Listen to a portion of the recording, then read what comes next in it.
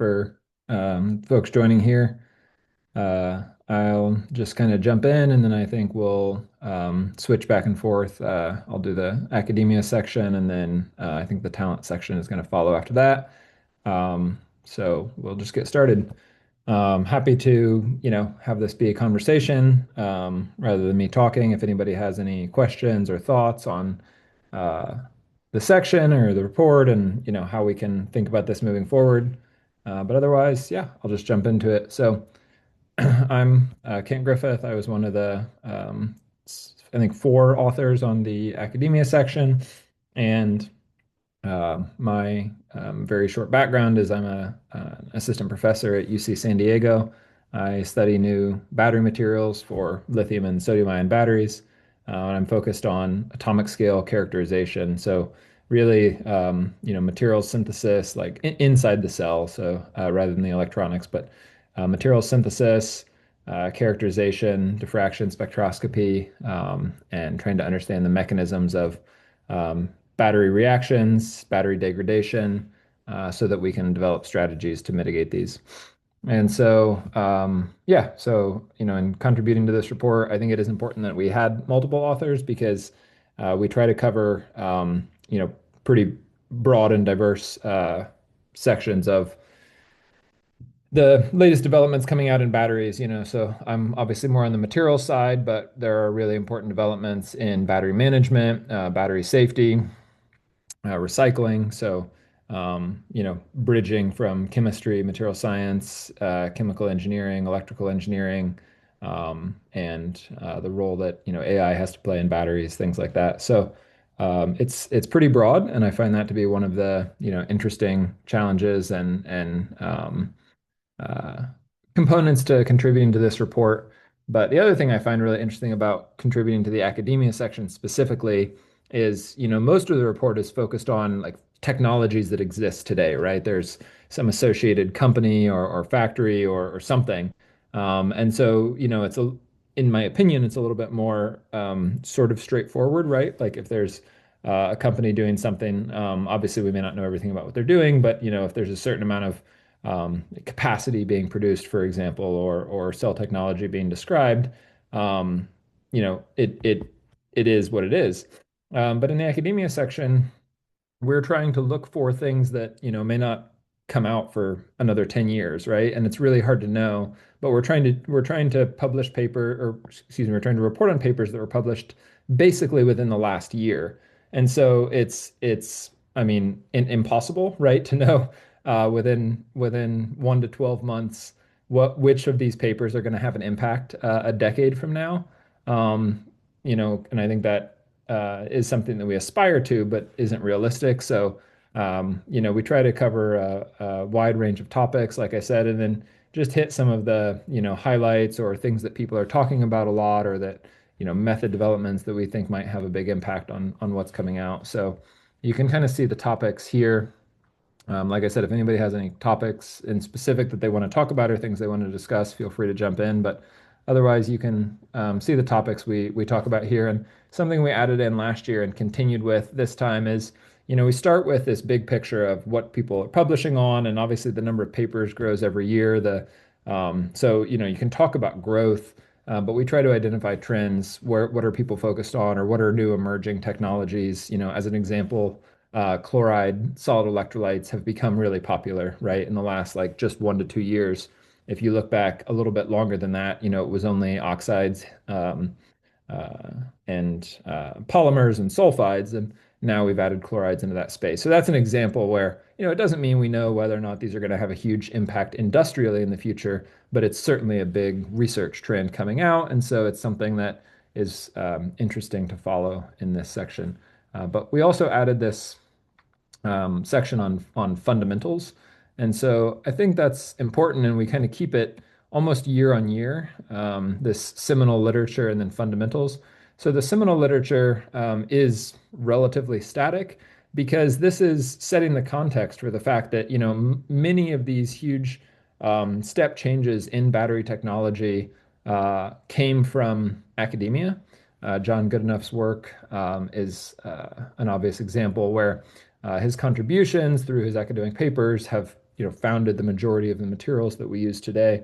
And so we wanted to just sort of recognize and acknowledge the role that academic research has played in the battery field over the last 4+ decades, and and also for people who are newer to the field or newer to the materials side of the field, at least, it helps provide a little bit of context of how we got where we are today, right? Otherwise, maybe unclear where all of this came from. So as you can see here, we have, a slide on basically the invention of the lithium-ion battery from Stan Whittingham, the lithium cobalt oxide that became the first commercial cathode from John Goodenough, and then talking about other cathodes. So this was also LFP and LMFP from Goodenough's lab. The spinel technology that was Mike Thackeray, also in Goodenough's lab. All of this sort of historical context, I think, is really important to set the stage for what we're looking forward to today. Then we go into NMC, graphite anodes, and the commercialization thereof, and then just a single kind of background on the liquid electrolytes and on the solid electrolytes. So try to keep that as compact as possible, but again, still provide the outline of how we got where we are today. And then this section on fundamentals, I thought was really interesting this year because, we think, okay, batteries are 50 years, lithium-ion batteries are 50 years old. Actually, I think this is the 50th anniversary exactly of Stan Whittingham's work, which was published in 1976 while he was at Exxon. That was the lithium metal TiS2. So I don't know if that's been talked about enough, but we are at the 50th anniversary. Anyways, so you might be surprised then that there are still very fundamental papers describing how batteries work coming out, not just like niche new topics or, trying to understand the SEI, which we'll be doing forever, but really things like electron transfer and how the coupled ion and electron transport that we know are necessary in battery materials, but how that process plays out. So that was one of my personal kind of highlights from this year was seeing development. So that's this slide that I'm referring to. And I thought this was uh, really interesting. So this was a paper that was published earlier this year in Science. And it describes basically the interaction, as I said, between this coupled ion and electron transfer, which we have always fundamentally known is critical to any electrode material in the battery, right, as opposed to the electrolytes. But really understanding the role of the kinetics in that process, will give us insights again into all of this leads to how to design better materials in the future and how to understand the fundamentals of coupled transport, which are going to be influential not only for batteries, but for things like electrocatalysis and other electrochemical applications as well. Um, And another certainly emerging trend, as I mentioned, was so not only the like halide and chloride electrolytes, but also amorphous electrolytes. So we were certainly more used to crystalline phases and the oxide and the sulfide landscape. But as we move into these halides and oxyhalides, there are a lot of amorphous components, and so that really changes the way we need to think about solid electrolytes. It changes the way we need to model solid electrolytes, the way that we need to characterize them. Diffraction, which is our number one tool for characterizing materials, is out the window. And so we need to move on to other techniques. And so, but it's interesting because some of these materials have extremely high ionic conductivities, and they tend to be intrinsically isotropic. So those are very favorable properties for a solid state battery. Um, so there's been, again, some fundamental work trying to understand these, glassy or amorphous electrolytes and a lot of different materials development in that, which is a very hot space right now. On the liquid electrolyte side, we're again that's an area where we continue to have fundamental development, trying to fundamental reports trying to better understand how ion pairing interactions, which can be a function of the solvent, the electrolyte, the temperature, secondary phases in the electrolyte, but how these sort of affect the ability of lithium to reach the surface of a material and then to decouple from the counter ion, for example, that it may be paired to, and actually do charge transfer across the interface. So this process of, not just bulk electron transport or ion transport, but interfacial charge transfer is critical to the function, and it's something that we can still gain new insights on. Um, yeah, so I mean, beyond that, we really just jumped into, as I said, there's so I mean, actually, I can jump back for just a second. I'm going to do it quickly. Um, So, I mentioned that no matter what kind of category you look at in this back in these research trends, you see that, everything looks like it's growing. I mean, every year things grow. So, there's more data sets published each year. There's more data in these sets and more batteries that are, available to look at in these open source tools. There's more papers every year, basically across every chemistry. So solid state batteries are growing, and that makes sense, right? It's a relatively new and less developed technology, but papers on LFP are still growing. Papers on NMC are still growing. Papers on lithium cobalt oxide are still growing, right? So technologies that have been around for 40 years are still growing in the number of papers per year. So I think we have to take that in the right context, right? When we're thinking about this academic section, I mean, the vast, vast majority of those papers are going to be quite, niche. It's there's not maybe a ton of enormous developments happening in lithium cobalt oxide. I think it's fair to say, right? Now, I mean, obviously there are more trends, and real changes happening, for example, in NMC today.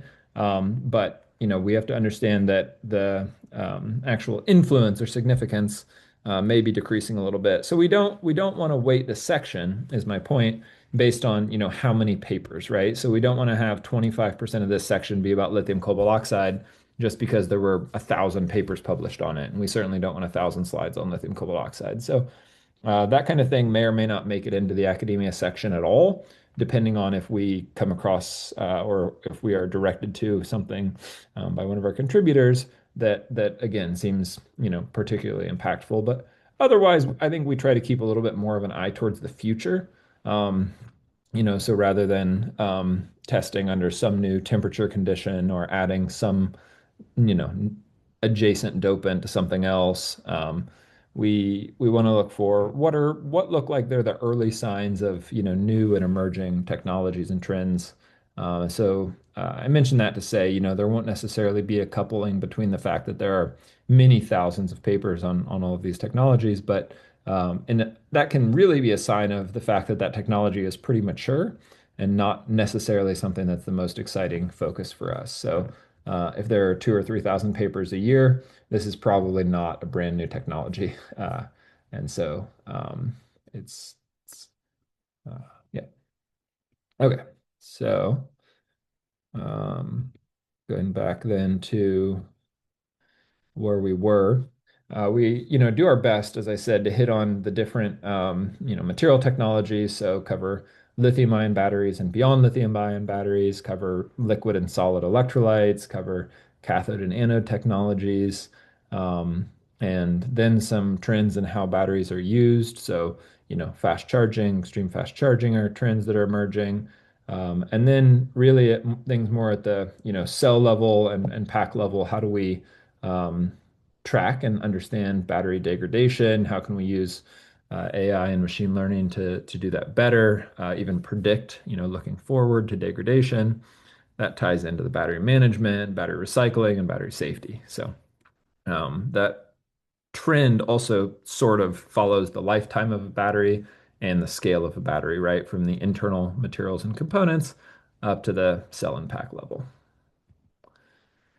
So, as I said, I mean, we're covering those topics generally, but we've got, 10 minutes. So here, I'd love to, have anybody jump in who has any questions for me or wants to discuss anything about the report. So please interrupt and hop in so we can talk a little bit. Otherwise, I mean, you can read the slides on your own. You don't need me for that.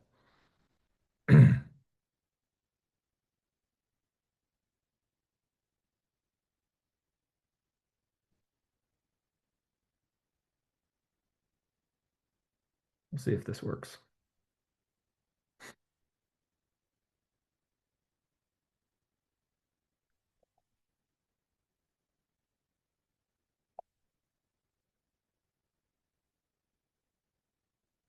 Tough crowd.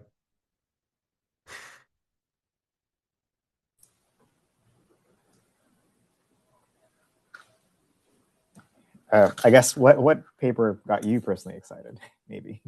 Let's... Thank you for jumping in. Um, let's find something quickly that I got excited about.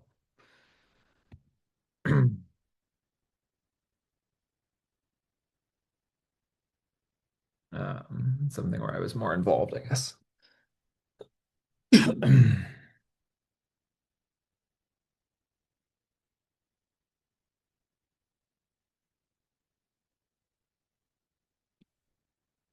Trying to find.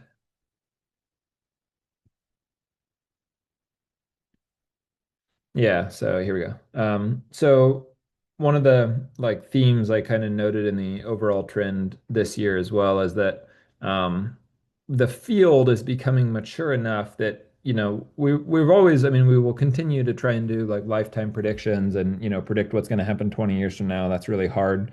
Um, but I also think it's kind of interesting that the field's mature enough that, we also have like cells that have been cycling for a decade, but sort of what you might call modern format cells, right? It would be hard to have 20-year-old cells because those wouldn't be the same chemistries or the same technologies we're using today. But we can have data on, NMC and LFP cells that are 10 years on and that are having many thousands of cycles under over many years. And that's really interesting, right? Because it allows us to kind of test some of those models that, are put forth in a um, more direct way. So I thought there was some cool work. This was an example from this very long-term, calendar aging study. It's a relatively small number of, cells in this one, but um, looking at very long time scaling, and then again taking cells that cycled for shorter periods of time, 1, 2, 3, 4 years, and trying to compare those through the modeling of, okay, how do we understand what's happening to these cells at relatively short time scales, on the lifetime of a battery, to real cells from real commercial cells over a kind of 10-year period. And so you could see there's a couple, the next slide is kind of similar. So, what are the impacts of this across chemistries? And really the most interesting thing I think is part of this isn't just, these specific cells or what coating or electrolyte additives they had. It's really how can we model this, in a way that we can improve what we do for, cells we made today going forward. Um, but yeah, so you see more and more of this like longer lifetime testing and comparisons between that and our ability to understand the long-term degradation mechanisms.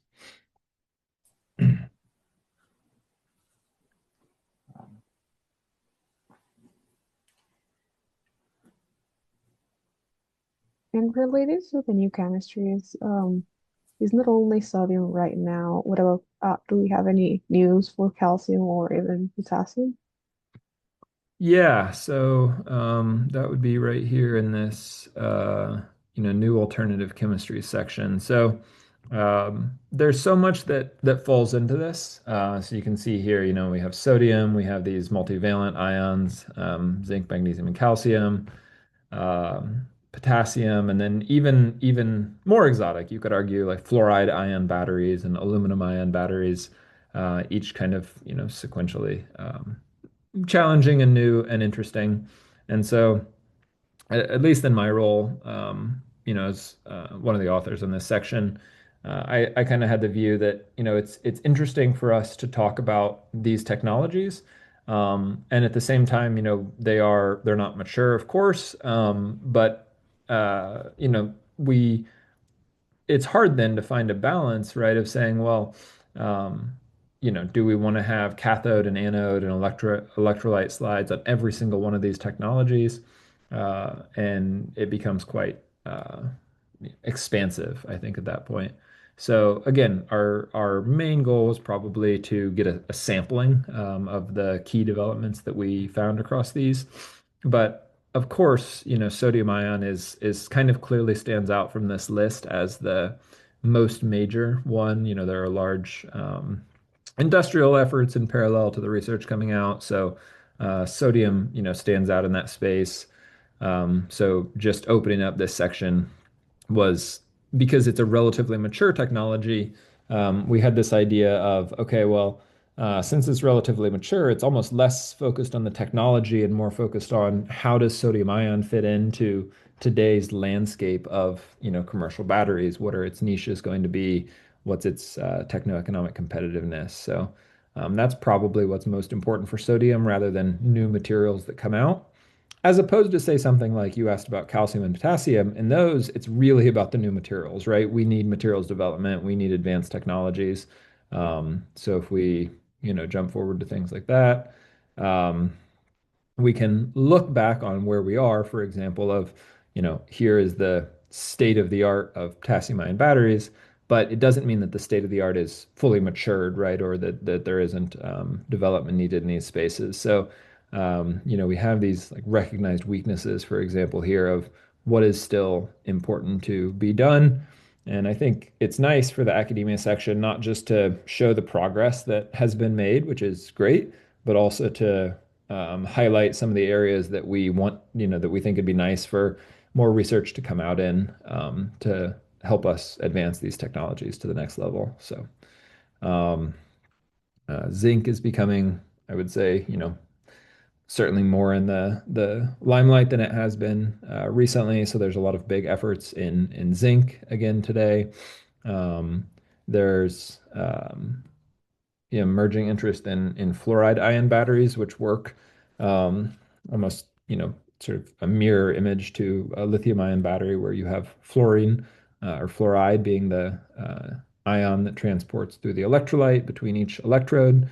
And so your oxidation and reduction processes appear to be sort of switched with the intercalation because when the fluorine ion moves, it's carrying a negative charge as opposed to the lithium carrying positive. So um, that one's more, again, conceptually interesting. It's a whole new way of thinking about battery design and maybe will spark interest in um, these uh, new ways of thinking.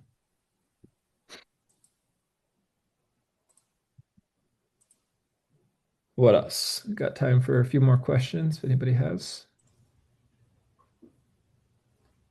Ken, hey, can you hear me? Yep. Yeah, hey, thanks for that presentation. My question's a bit meta. It's about the funding landscape in academia in hmm 2025. Can you shed some light on like what's been your experience as an academic like through the 2025 year from like a funding perspective for the type of research, the battery research in the US, and where do you see it shifting or not in the coming year? Um, how would the funding landscape affect the kind of research that researchers can do in the upcoming year? Thanks. Yeah, great question. So, I mean, we can think about that from the, US perspective, but also globally. Things are fairly different. But I mean, at least for, the US part, 2025 was a difficult year. In many ways, and I don't think this is surprising, like in many ways, it's the uncertainty. We don't know what's going to be funded or whether calls that go out are actually going to get funded and projects are going to be able to be delivered. And so it's really hard to think about applying for calls that don't exist, and these things take an enormous amount of time and energy. And so you don't want to place that somewhere where it won't be rewarded. Um, but there were also real effects. I had colleagues who had grants canceled because they were more in the EERE space. So actually, it was sort of the more applied stuff, which you may or may not find. I think that's kind of interesting. But yeah, some of those projects were fully canceled. And so that is quite unusual and really throws a wrench in how we think about funding research.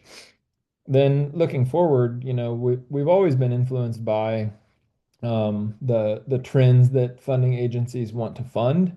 And so I think that has its own set of pretty serious challenges, right? Because it kind of depends on have they placed their eggs in the right basket or not. So there are, of course, individual mechanisms to say, hey, I really want to study, fluoride ion batteries, and you could write a single PI grant to get, funding for one PhD student to study fluoride ion batteries.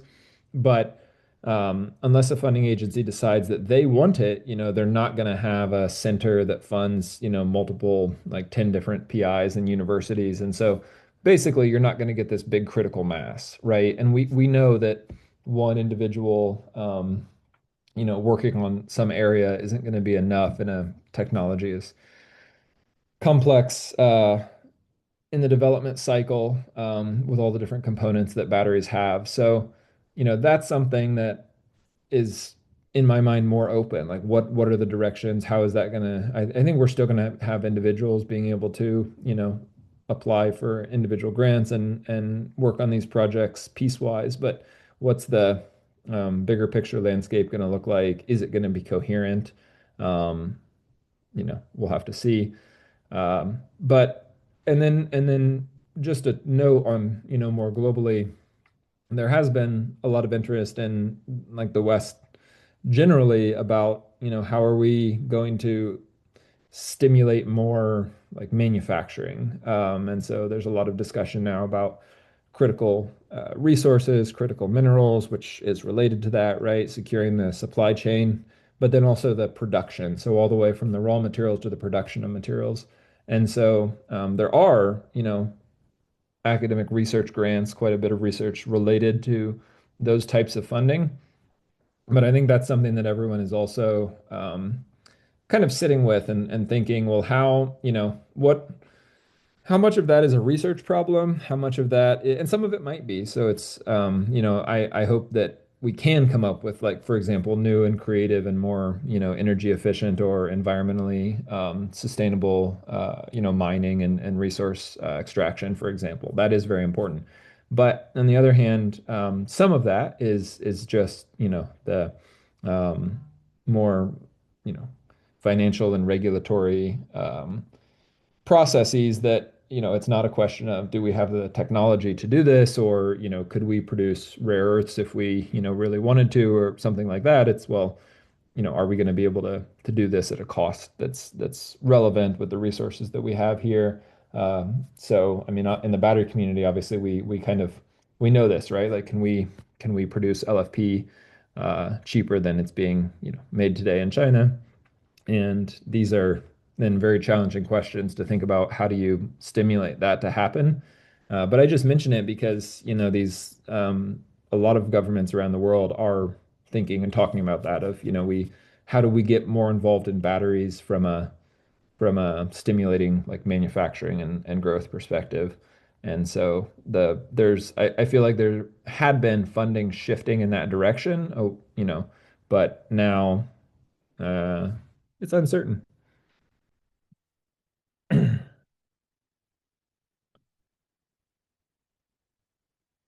So I think maybe we'll switch to the talent section. I don't know who's presenting that. It Is is it Wendy? me. Perfect. I'll stop sharing then. Okay, 1 second. Let me start sharing.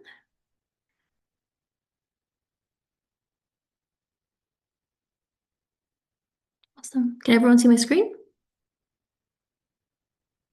I can say Wendy. Awesome. So, just to frame where we're going over for the next 20 minutes or so, the talent section of the battery report is pretty broad. It covers a lot, and we're not going to walk through every subsection today. We know demand is accelerating globally. Supply chains are localizing, workforce needs, I think, are growing at a pace we really haven't seen before.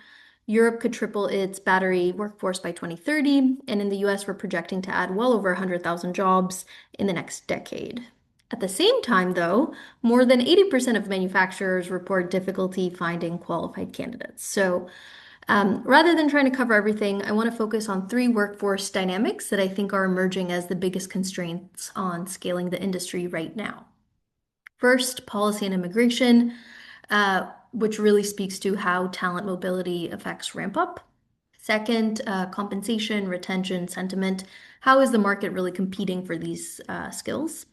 And third, of course, skills and training gaps. Where is the workforce really falling behind demand? And then we'll open it up for Q&A, where Andrew and I are here to answer any questions, and we'll go from there. I'll get right into it. We'll start off with slide 16. Doo-doo-doo. Let's see how graceful I can make the slide. All right, the slide changes. So, we're going to start off a little spicy. So the H-1B visa is one of the main pathways the U.S. battery industry really relies on for specialized technical talent. And in 2025, we saw this process become significantly more politicized, more complex. We saw new roles, new vetting, lawsuits, and of course, the $100,000 fee. So immigration in 2025 is no longer this kind of HR back end issue. It's really become a leading part of the workforce policy, of workforce planning, and pretty critical to execution in the US. The next slide shows what that looks like operationally. So an example of this, in September, ICE raided the Hyundai LG battery plant construction site in Georgia, questioned hundreds of foreign workers. And this was not a conversation about kind of long-term immigration policy. This is, short-term, highly specialized technical labor, exactly the kind that you need during commissioning. Hyundai CEO later said that the disruption will delay the plant startup by at least 2 to 3 months. And the big takeaway here is we're building these massive factories. We still don't have the talent pipelines or mobility pathways to really reliably put technical talent in places where we need them the most right now. And that has real consequences for US competitiveness. And a question I would say for HR folks in the room, if there are any, or really for anybody, is, what would a visa policy look like that's actually optimized for this type of situation, gigafactory ramp-ups? I don't have that answer, but I think it's worth chewing on, and I would love to hear your thoughts during the Q&A. I think this will become the question we'll really need to solve for in 2026 and beyond. And the next slide, I think, really reinforces that point. So last year, the Volta Foundation conducted the first ever battery talent census. And this is really just to get a pulse check on the industry, the workforce. If you're interested, you could find out more information on the Volta website. But basically, the census data showed us that around 36% of US battery professionals are non-citizens or foreign-born. Nearly 60% of those students, of students in battery related academic programs are international. So the future pipeline, like it or not, is definitely a global one. And that means immigration policies directly impacting ramp up speed and talent availability and general competitiveness. So the question of, what does a visa policy look like that allows us to be competitive? I think that's a very important one. Here, we see H-1B filings really clustered around California, Michigan, Texas, and no surprise, these are major hubs for OEMs and battery manufacturing. The top filers include Tesla, Ford, Rivian, Lucid, but it's not just the giants. Definitely the smaller startups are also relying on the program, and for them, the 100,000 cost of an H-1B hire now is pretty meaningful and not something that you can really shake from the couch cushions. The next two slides, we wanted to address a narrative we've been hearing a lot, and we wanted to put it in context. So in the battery industry, H-1B talent is not being brought on as cheap labor. In fact, base pay for H-1B holders is rising. Companies are competing aggressively for these highly specialized niche expertise. We're not using the visa program to cut costs by any stretch of the imagination. So these hires are typically going to these high value roles that are difficult to fill domestically. And really, we can see it's more of a capability amplifier. The H-1B program is helping manufacturers access critical skills during rapid scale up, and we don't see evidence of it driving compensation downward. This is the last slide of at least this section. So just to close it out, the main takeaway here is that immigration and visa policies in many ways will dictate workforce policy and in the battery industry. And it's important that we think long and hard about what we want that to look like and what that would mean. So now shifting on to another spicy topic, compensation and retention. So once we have the people in the door, how are we able to keep them? What can we do better? We'll run through these slides pretty fast. And again, all this data comes from the Battery Talent Census, which I encourage you to read in more depth if this is a topic that you're interested in. But globally, the US remains the salary leader across all career levels. And on the other side of the spectrum, India had the lowest nominal salaries among the countries that we surveyed. Bonuses, we saw bonuses above 10K to be relatively uncommon. Equity is more common in the US and Canadian startups, less so elsewhere. And in the US, the non-core benefits like education reimbursement, childcare support were surprisingly limited. So even in kind of the more high-paying market, the benefits landscape remains pretty uneven. Europe stood out quite a bit on the parental leave and PTO side, definitely more generous. They had 5 to 7 weeks plus typically, and because the benefits are a little bit more standardized there, definitely created a baseline of stability that isn't as tied so tightly to a specific employer, whereas in the US, the picture is just a little bit more fragmented. Benefits are very heavily employer dependent. And actually a meaningful share of folks actually reported having little to no parental leave at all. The key takeaway here for these last couple of slides is really that compensation is pretty multidimensional. Base pay, maybe is what gets talent in the door, but benefits and long-term support systems play a really meaningful part in retention. And this matters especially as the workforce becomes more mobile and globally competitive. I would say these levers and non-comp differentiators will matter more and more. And I think the companies who prioritize these early on will have an advantage going forward. This slide is a big one, and one of the reasons we actually started the Battery Talent Census. So less than half of respondents globally said that they're satisfied with their compensation. And even in the high-paying regions, the sentiment of being underpaid is pretty strong, I think, because expectations around raises and progression, I think, moves faster than reality. But going a layer deeper, I think what this shows is that compensation isn't just, the number, it's really, do people see a clear and fair path to grow over time? And do they have confidence in their pay compared to their peers? So this is where greater transparency, I think, can really make a meaningful difference in retention. And it's important that we have this data, which is what the census is trying to get at. And importantly, B, we actually share this data for the benefits of both employers and employees. So now moving on to industry sentiment. And before we get into this, just a quick note. So the Battery Talent Census was conducted in fall 2025. So the sentiment and the battery landscape today looks somewhat different. So with that in mind, I'm going to focus on the insights that I think are likely to be more stable and more applicable today. So I'll move through this pretty fast. The census data showed us that folks in the industry feel engaged, mission-driven, and aligned with the long-term importance of the industry. But at the same time, mobility is high. The average tenure we found was about 2.3 years. People tend to join companies for innovation, challenge, learning, but they often leave for better pay, culture, and flexibility. And again, this is where the benefits part of things really can be a differentiator in companies. Um, and more importantly, we saw that the battery workforce is highly porous. Most professionals enter from other industries, and this is definitely a strength.